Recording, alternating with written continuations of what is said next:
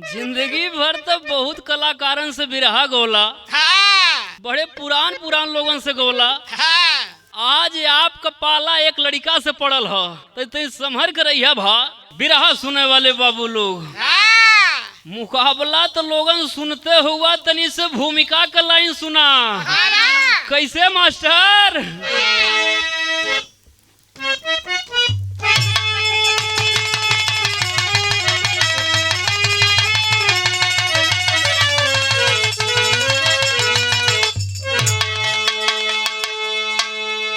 स्वार्थ के सूखी दरिया में उतरो नहीं, जल नहीं है मगर डूब जाओगे भैया। अंधेरी गलियों में चक्कर लगाकर कभी रोशनी को न पाओगे भैया। तो मौत पर मारने का बस इल्जाम है, हर जिसको मारा है इस जिंदगी ने है मारा।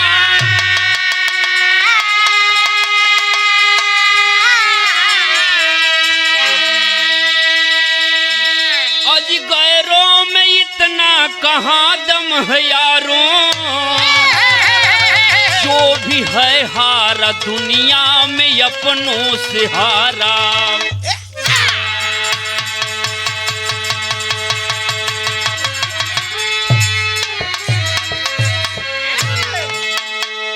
बिरहा तो लोगन सुनते हुआ बाबू बहुत घुमले होगा। सब जगह से जीता हुआ व्यक्ति अपने आप अपनों से हार जाता है। बिरहा में देखा ही कौवाली ना हो महेंद्र भैया, राजेश भैया ये समझिए कि जहर की पुड़िया हो। कैसे?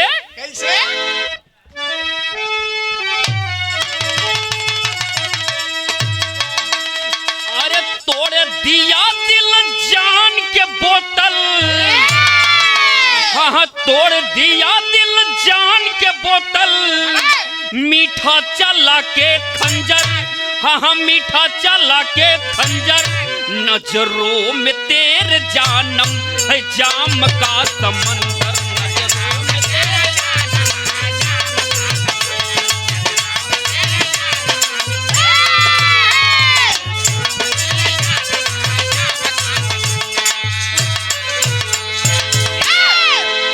से सुंदर गाना के अंदर फर्ज लिखल गया हो कि लगन अगर सच्ची हो तो, लगन अगर सच्ची हो तो खुद चल के आती मंजिल, खुद चल के आती मंजिल। कुछ भी नहीं है यारो दुनिया में काम मुश्किल।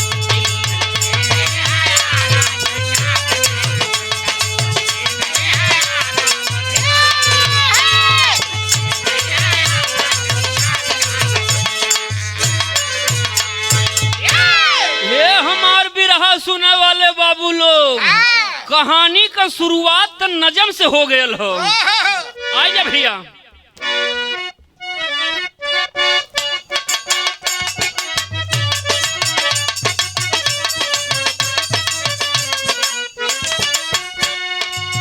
जिंदगी कुछ नहीं बस गम का कैद खाना है, जिंदगी कुछ नहीं बस गम का कैद खाना है। संभलने के लिए जरूरी डगमगाना है।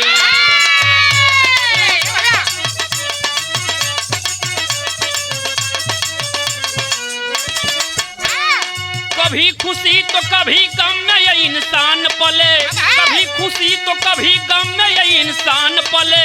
तो जिसकी खामोशी के तह में एक तूफान पले।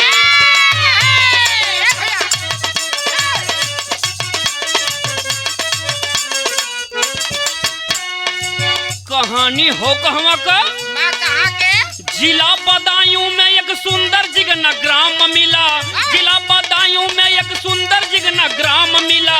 मोहिनी और मुराहू का जहां है धाम मिला।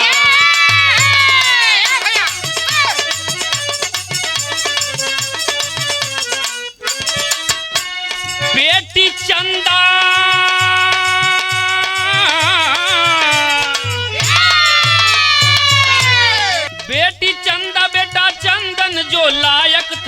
यादवों की बस्ती का होनहार नायक था।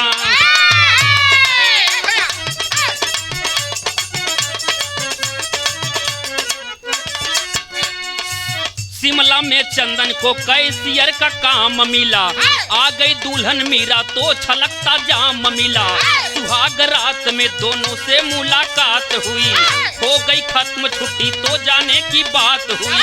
वियोगन बनकर मीरा वक्त को बिताती थी, वियोगन बनकर मीरा वक्त को बिताती थी, या चंदन किया कर हर घड़ी सताती थी।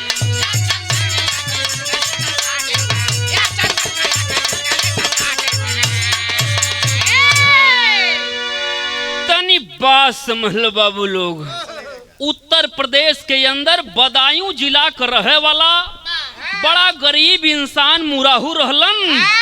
औरत का नाम मोहिनी, बड़ लड़की हो लड़किया का नाम चंदा, भैया छोट रहल नाम चंदन रहल। चंदा बीए पास कैलस, सगाई हो गयल। चंदन कहलस बाबू जब तक पढ़ाई निखार न लियावे हमार, कहीं कोनो बात का चर्चा मत करिहा। बारे मालिक हिमाचल प्रदेश का राजधानी शिमला में चंदन के कैशियर के पदवी मिलल, वो स्टेट बैंक में। देख नेहरू दुआरे आ गईलन। ए भैया शादी तय हो गईल, मीरवा दुल्हन बन के आइल है। कुछ दिन बीतल समय चंदन चल गए अपने नौकरी पर। कुछ दिन बाद मीरा फोन लगौलस, हाल चाल चालू हो। मीरा हाल ठीक है ना? खुशी खुशी में मीरा जाने लगा बतौलस, स्वामी तू पापा बने वाला हुआ। अरे इतना ना मम्मा भी बने वाला हुआ। एक बात और बता दी, बुरा तो न मन बा। बोले पगली का कह चाहत है? देखा खुशियाली ना समाते हो, हमें लगा था कि साथे डिलीवरी हुई। बारे भगवान साथे एम्बुलेंस बुलावल गल, नॉर्मल डिलीवरी भइल। लेकिन बारे मालिक गजब हॉस्पिटल में हो गया, कवि को विदेशिया के लाइन में लिखना ही पड़ा मास्टर।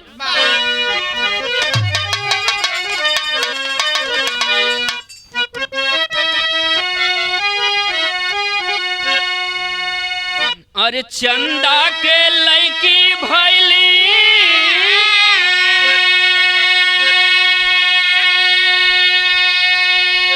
मीरा के बेटुआ हो, तिकड़म लगावे देखबा चंदन के मातरी।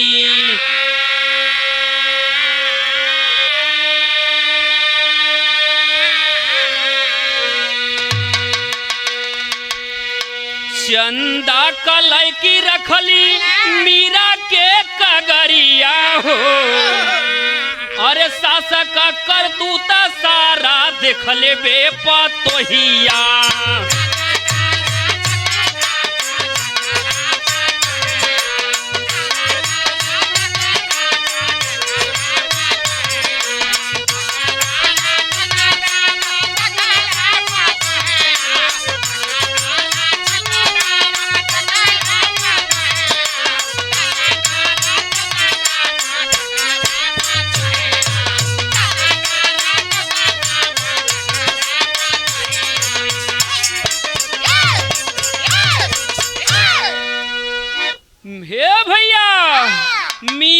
बहू लइका का मतारी बनल, लेकिन बेटी चंदा लड़की के मतारी बनल। बाहरे सासू माँ नॉर्मल डिलीवरी हुआ था। अच्छा तब मीरा के लइका पैदा भइल, चंदा के लड़की पैदा भइल। लेकिन चंदा का मतारी जौन मोहिनी रहलिन, अपने बेटी का बिटिया उठाई के मीरा के बेट पे सुला देहलिन। अब मीरा का लइकवा उठाई के चंदवा के बेट पे सुला देहलिन। बतौली ना कि नॉर्मल डिलीवरी भइल रहल। सासू माँ का सारा कारतूत और देखत रहल। लगौलो अपने पति को फोन, होकार छोड़ के लगल लोवे स्वामी तू कोनो बच्चा का पापा बनल हला। भगवान के तरफ से किसी प्रकार की डिलीवरी में कमी नहीं हुआ, लेकिन आपकी माँ ने जो कर दिया है बर्दाश्त नहीं हो रहा है। अगर मेरा बच्चा मुझे नहीं मिला तो आने वाले 2 दिन के बाद आप इस अपने अर्धांगिनी को भी नहीं देख पाएंगे। मत रो मीरा मत रो, मैं आ रहा हूँ। चंदन आयल अपने गांव मंगरू दादा के दरवाजे पे गयल हो, पूरी घटना बता दिलस। मंगरू दादा कलन मर्दवा रोवत का हुआ, हम चलत है ना तो बिरहा में धुन कबल लगल मास्टर भैया।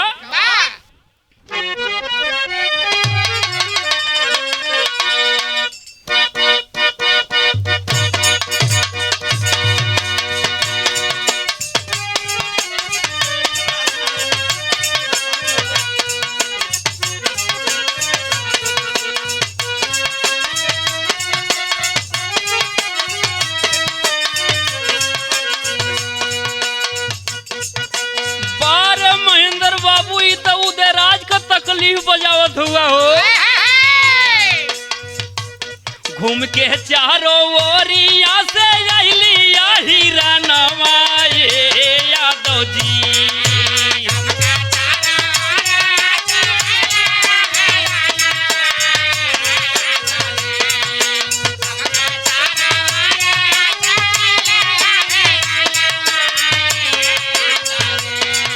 अरे ये यादव जी तनखा डाली ना जो रानावा ए यादव जी।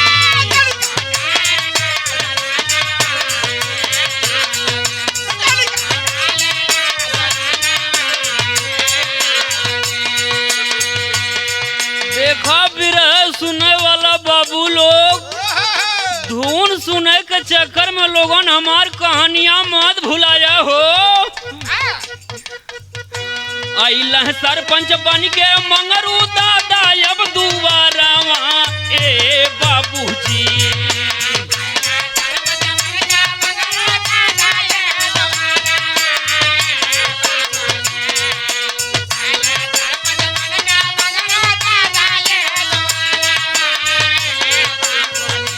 हाँ हाँ ये बाबूजी जुटल गौआ अब जवारावा ए बाबूजी।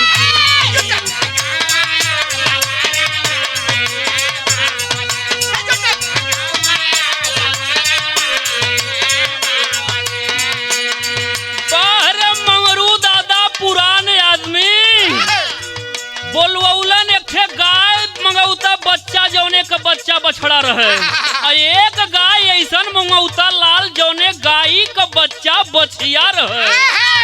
बछवा या बछिया का गाय दुहवौला।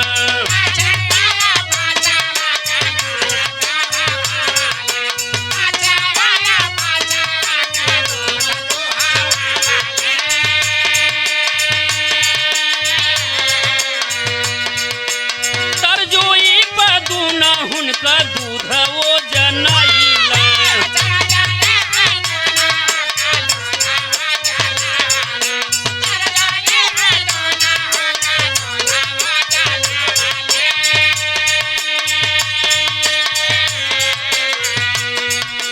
वो जन भायल बछवा वाले गैया का पाला रवा ए बाबूजी।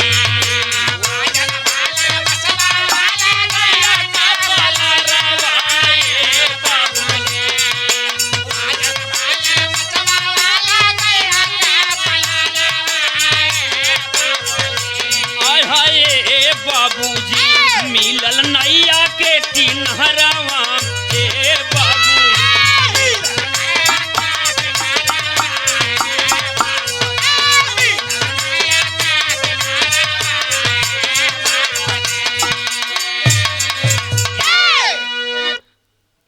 बछवा वाले गाय का दूध एक पलरा पर और बछिया वाले गाय का दूध तराजू के एक पलरा पर रखा गयल।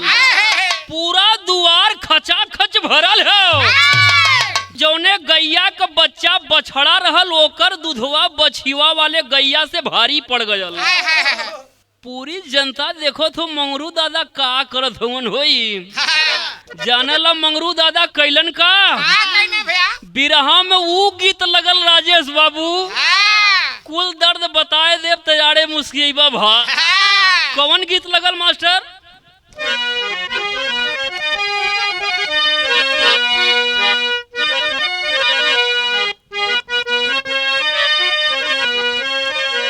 बाबा ओ मोरी रानी हो, मोरी रानी हो, चला ओढ़नी संभार मोरी।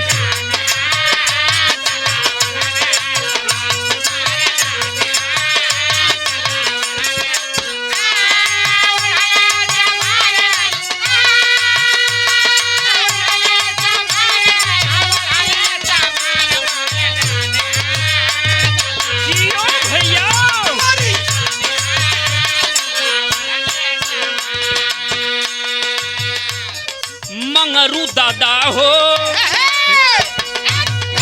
मंगरू दादा हो कैलन गौवे में खेल मंगरू।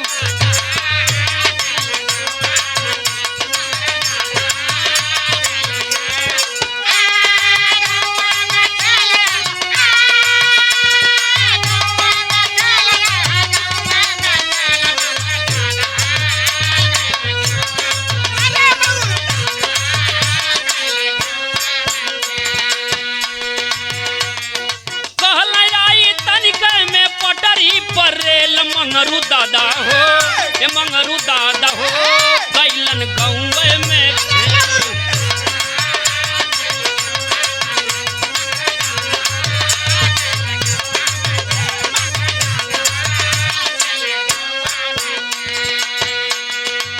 गांव को मुखिया मंगरू दादा मोहिनी से कहलन जैसे एक डिबियुआ में गई दोनों गैयन को दूधवा लियोले रहलू ठीक यही मतीन अपने बेटी और बहू का भी दूध लेके आवा।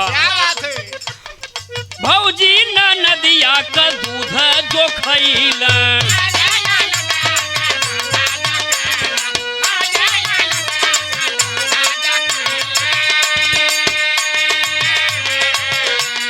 न नदी से भौजी का दूध वो जनैला।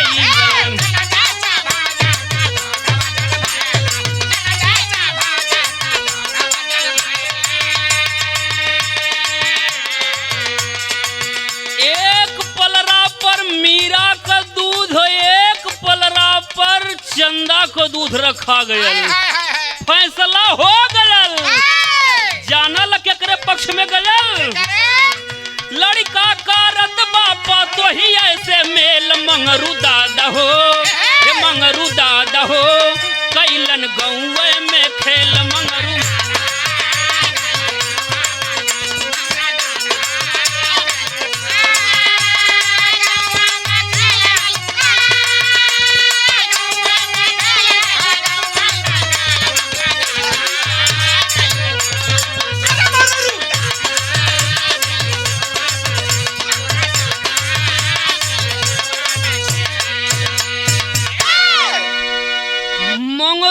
मुखिया जी कहलन फैसला हो गया। यह मोहिनी से ही पूछलन कि साफ साफ बोल दा ई जवन दाहिने तरफ रखले रहू पलरवा पे दूधवा ई के कर रहल जे कर रहल वही लइका वही कहो। क्षमा कह दिया मुखिया जी अपने बेटा के सामने मतारी हाथ जोड़ले हो बेटी के ज्यादा मानत रही गरीब घरे भयल हो हम सोचली एक पार कैसे हो यही का लड़किया बहू के दे दिली। क्षमा कह दे बेटा जानला बिरहा के लाइन में लिखलन का कवि जी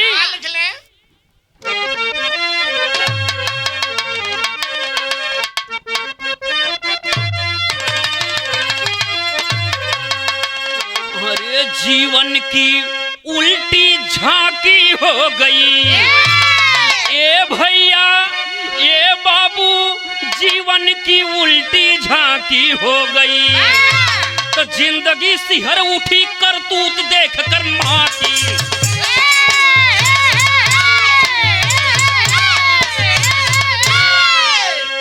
क्षमा कह दी है बाप मतारी मैं नहीं जानता था कि मेरे प्रति इतना बड़ा आपको क्लेश है। तो बिरहा में चौक लग गयल हो कैसे मास्टर?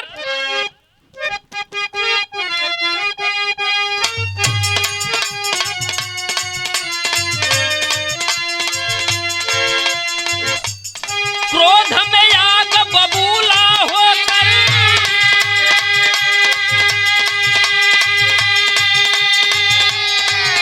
हर चला ज्वान तज कर निज धाम।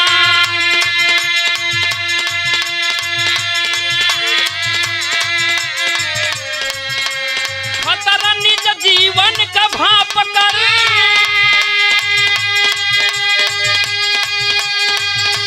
चलली पति के संगुल फान। गजब हुस्न पाई थी मीरा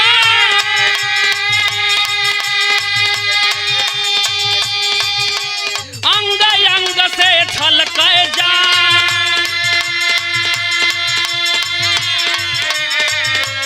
घनीभूत मैनेजर निकला, घनीभूत मैनेजर निकला भर चौकड़ी लेके काम।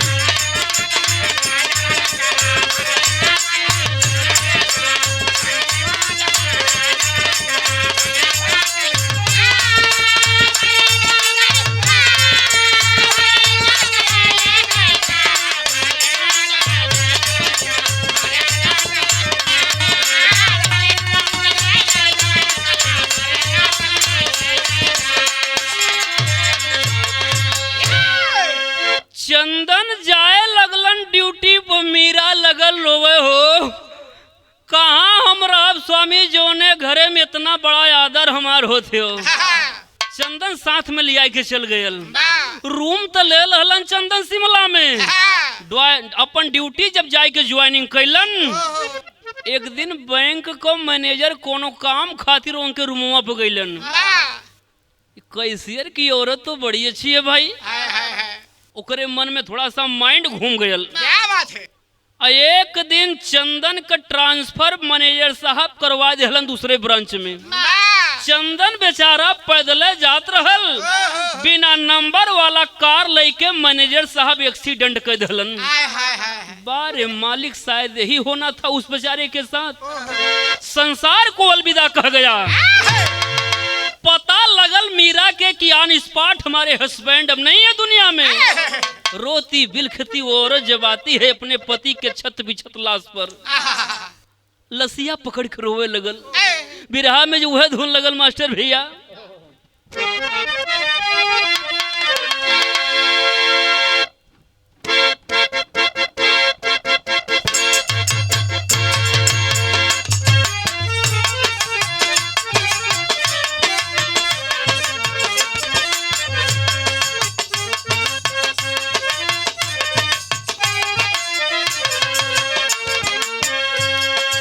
बाबू दरोगा जी, हाँ बाबू दरोगा जी, कवने गुनहिया बनला पियवा मोर बाबू दरोगा जी।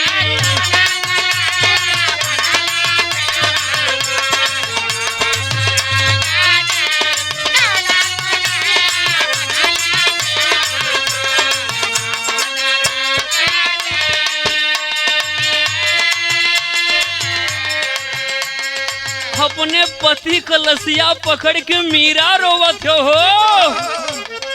अरे मोरे सजना हो, अरे मोरे सजना हो, के करे सहारे बीती है जिंदगी मोर। अरे मोरे सजना हो,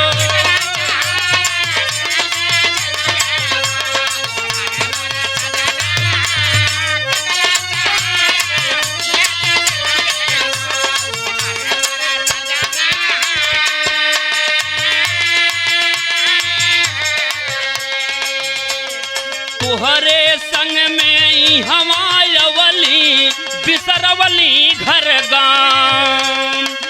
तो हम छोड़ी के आज परैला तो हम लगी है ठाव की। अरे मोरे सजना हो, कि अरे मोरे मोरे सजना हो तुहई बता दा जाई कवने ठाव अरे मोरे सजना हो।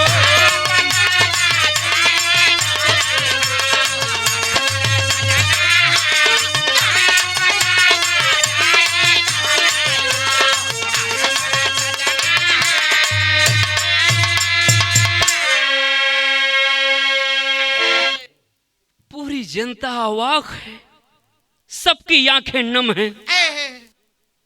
एक सवाल तो लसिया से मीरा ऐसन कह दिलस, आंख से झरझर झरझर आंसू गिरे लगल। जौन है बच्चवा हो स्वामी अपने के मनाई लेबे हो अगर बेताब ननका जे पूछी तुहके सैया देबे कौन जवाब की अरे मोरे सजना हो अरे मोरे सजना हो कैसे पूछबे सैया वो कर लो रे अरे मोरे सजना हो।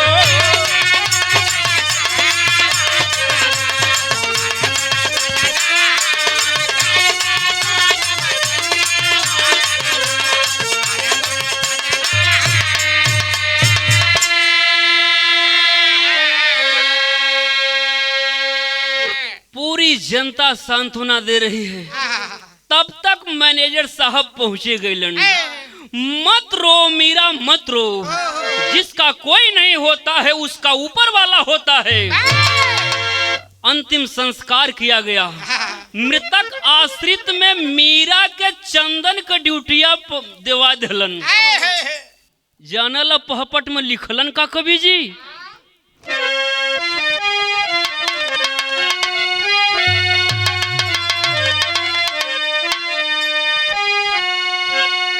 अरे बैंक के अंदर पवली मीरा काम राम के मुहले पर।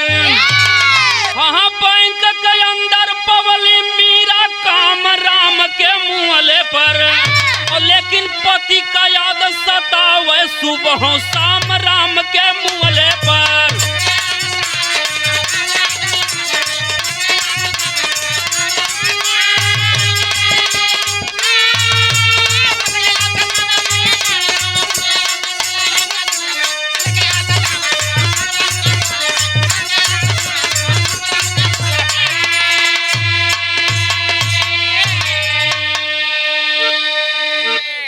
नौकरी तो मीरा पागल, लेकिन कुल रुपये ना होला भैया।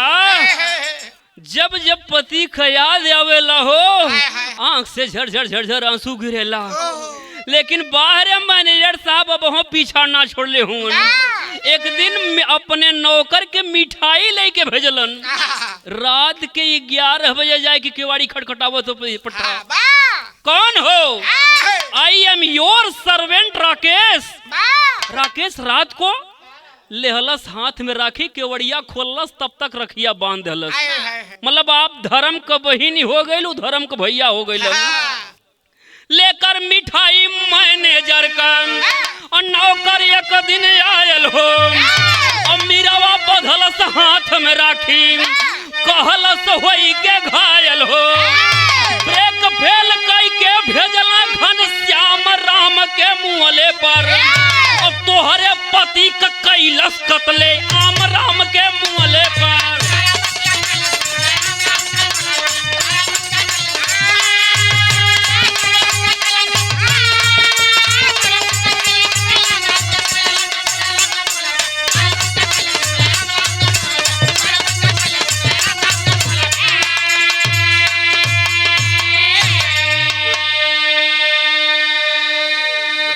अब आप हमार धर्म का बहिन बन गईलू, हम आपका धर्म का भैया बन गईली। भैया तो हमरे सामने बहिन विधवा घूमत हो। सुन लो, जो सेंटेंस बोलने जा रहा हूँ पैरों तले जमीन खिसक सकती है। और मांगी का सेनूर केहू कौर हाथे ना, बल्कि मैनेजर साहब का हाथे भयल धोयल हो। जोन आपके खुशियाली में नौकरी पौले के खुशियाली में जोन आपके ई मिठैया भेजले हूँ, वाह रे भैया वाह, बहुत अच्छा किया जो आपने बता दिया। बिरहा में है ही आल्हा ना हो। देखा राजेश भैया, आप तो हमसे बड़ हुआ, जब बड़े बड़े कलाकारन से बिरहा होत रहल तो तब आपके मुँह से सुन ले रहली। का सुन ले रहली भैया? अरे जैसे एक उठ सागर में लहरिया भैया,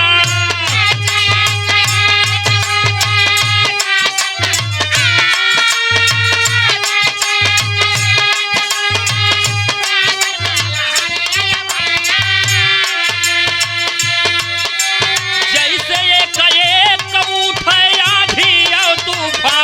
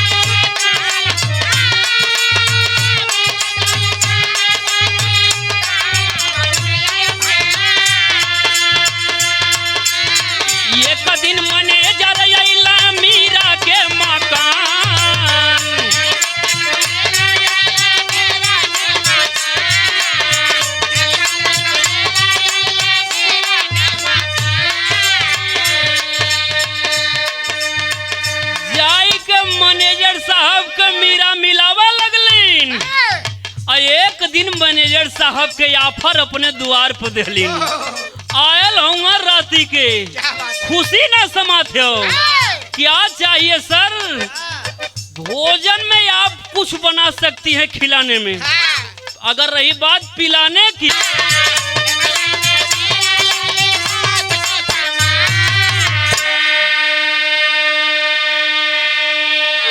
एक बोतल पियलस पट्ठा, 2 ठे पियलस, बर्दाश्त ना भयल तो 1 ठे और मार लेहलस।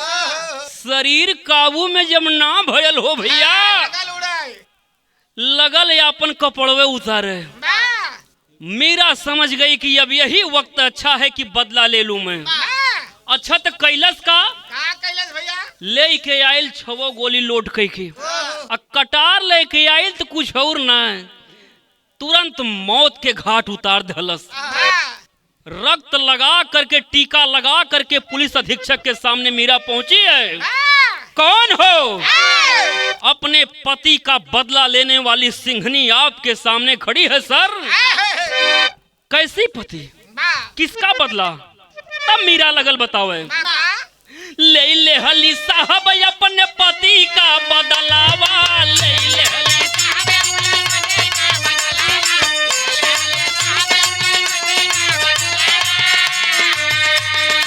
है बाटे गलती हो सुनला हमार,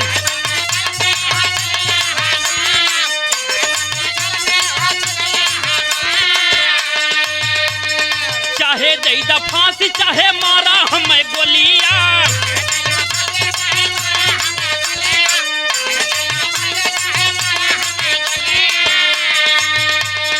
सब कुछ मंजूर हमके हुआ श्रीमान।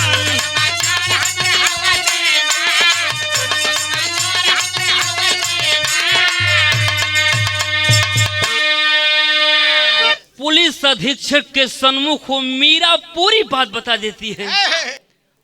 खखाई के हंसलन बड़े जोर से। बहुत अच्छा, बहुत अच्छा बेटी। तेरे जैसी भारत की अगर हर बेटी ऐसा होगी तो कोई भी जुर्म करने का नाम नहीं लेगा। जानला पुलिस अधीक्षक साहब कहलन का बिरहा में पंधारी दादा के गीत लगल यहाँ।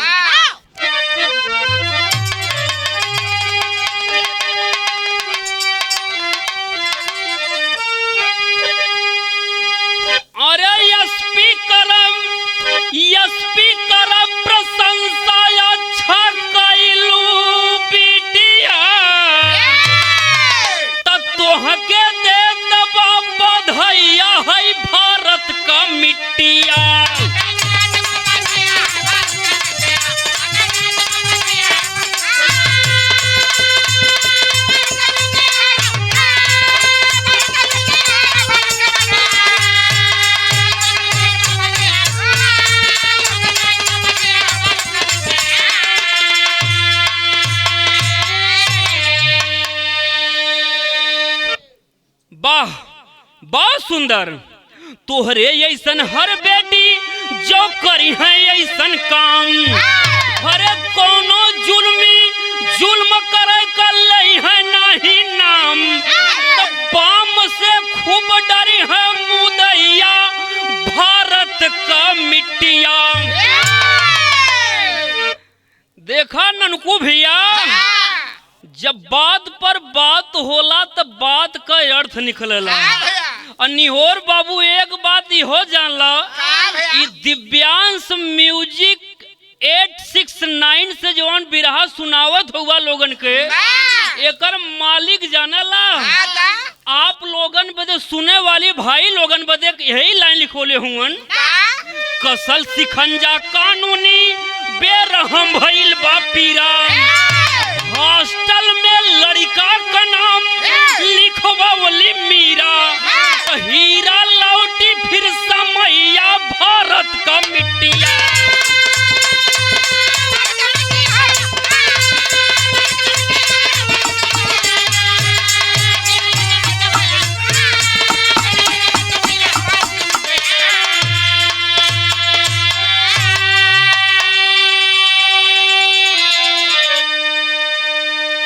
कुछ दिन के लिए मीरा जेल में जरूर हुई, फिर रिहा हो गई। धन्य धन्य है ऐसे भारत भूमि को। इसीलिए कहा जाता है कि नारी नहीं बल्कि वो भी कभी रणचंडी का रूप धारण कर लेती है। अच्छा तो गुरु बिहारी गुरुपतु धन विंध्याचल महारानी।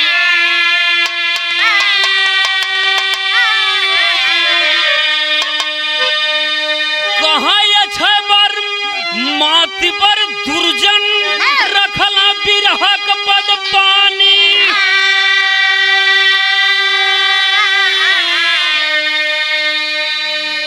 जीवन की उल्टी झांकी हो गई, अर्जुन राजदेव के बिरहम के काया की जीवन की उल्टी झांकी हो गई।